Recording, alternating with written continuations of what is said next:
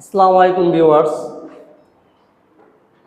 অনেকের মতেই গরু পালন এবং খামার করা এটা সাধারণ বিষয়। আসলে আমার পক্ষে বা আমার মতে গরু পালন বা খামার করা সাধারণ বিষয় নয়, এটা একটা বিজনেস, এটা ইন্টারন্যাশনাল বিজনেস।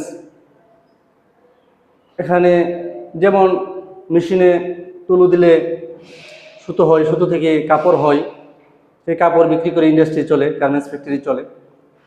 তেমনি গরুর মুখে ঘাস দিলে, দানাদার দিলে সেখানে দুধ আসে, মাংস আসে, সেই দুধ বিক্রি করে, মাংস বিক্রি করে লেবার খরচ চলে, এখান থেকে প্রফিট আসে।